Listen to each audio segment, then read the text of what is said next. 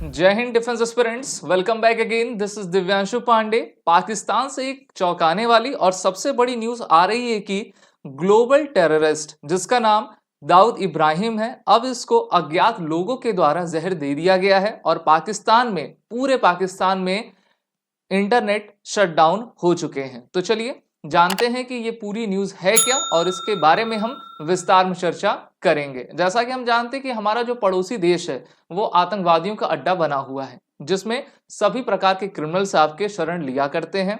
इसी प्रकार से भारत से भागा गया एक भगौड़ा जिसको हम दाऊद इब्राहिम के नाम से जानते हैं, उसने भी वहां पर शरण ले रखी है और हमारी जो रॉ एजेंसी है उसके काफी डॉजियर में ये बातें कही भी गई हैं। पाकिस्तान में आपके 18 दिसंबर को एक बड़ी घटना और एक बड़ी न्यूज जो है काफी वायरल होती जा रही है और यहाँ पर कहा भी गया है कि उनके जो केयर टेकर प्राइम मिनिस्टर हैं जिनका नाम अनवर उल हक है, उनके ट्विटर हैंडल से कहा गया है कि हम अपने तरफ से ट्रिब्यूट देते हैं दाऊद इब्राहिम को और हम उसके अच्छे स्वास्थ्य की कामना करते हैं। फिर बाद में ये जाना गया कि ये जो उनका ट्वीट था वो पूरी तरीके से फेक था और ये जो दाऊद की जो है न्यूज आ रही है वो एक तरीके से गलत न्यूज भी हो सकती है। लेकिन हम सभी जानते हैं कि दाऊद इब्राहिम का संबंध जो टेरर से है और उसका लिंक जो पाकिस्तान से है वो भारत के लिए कोई नई बात नहीं है। ये ऐसा व्यक्ति है जिसने भारत में मासूमे के खून आपके बहाए हुए हैं।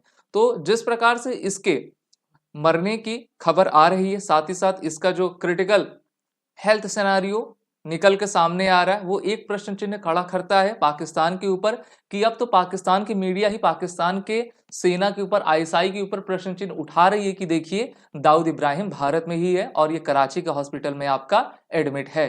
भारत भी इस न्यूज पर अपनी पैनी निगाह बनाए रखा हुआ है और ये पहली बार नहीं है कि दाऊद के मरने की खबर या फिर दाऊद के जो इनकी हेल्थ है उसके सीरियस होने की खबर पहली बार आई है। 2016 में भी जो है ये आपकी खबर आई थी, 2017 में और 2020 में, और फिर 2023 में ये खबर काफी तेजी से वायरल होती जा रही है और भारत में भी एक माहौल बना है कि भारत वाले भी देख रहे हैं कि क्या ये सत्य है या फिर नहीं है।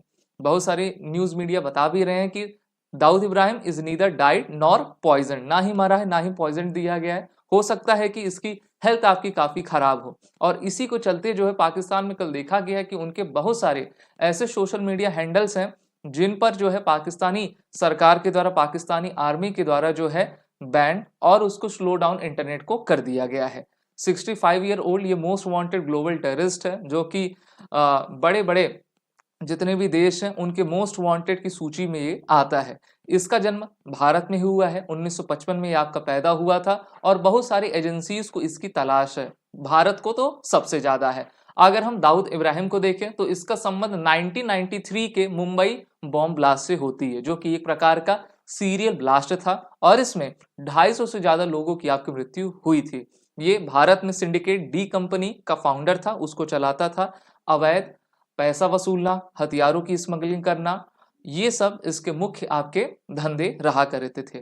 आपको मैं डेट बताना चाहूंगा, 12 मार्च 1993 का जब मुंबई में अलग अलग जगह पे आपके सीरियल बॉम्ब धमाके हुए थे, उसमें 250 से ज्यादा लोग मरे हुए थे, 700 से ज्यादा लोग आपके घायल थे और 27 करोड़ से ज्यादा की प्रॉपर्टी आपकी डिस्ट्रॉय हुई थी। और इसके तुरंत बाद ये भारत छोड़ के भाग गया था और फिर इसको शरण किसने दिया? इसको शरण देने वाला था सबसे नापाक देश पाकिस्तान। तो हम तो ये चाह ही रहे हैं कि इनका टिकट जो है 72 हुरों के लिए जल्द से जल्द आपका कट जाए। और वहीं पर जो 1993 का बम ब्लास्ट था उसमें हाल ही में अभी गुनाहगारों को जो आपको सजा दी गई थी जिसमें अबू सलेम, ताहिर मर्चेंट, मुस्तफ़ा दौसा, वसीमुल्लाह रोड़ा थे और इसमें तो संजय दत्त का भी नाम आया था, लेकिन उनको इस आपके मुंबई ब्लास्ट से हटाया गया था। लेकिन जो इन्होंने अवैध हथियार रखा था उसमें जो उनको 5 साल की सजा भी हुई थी।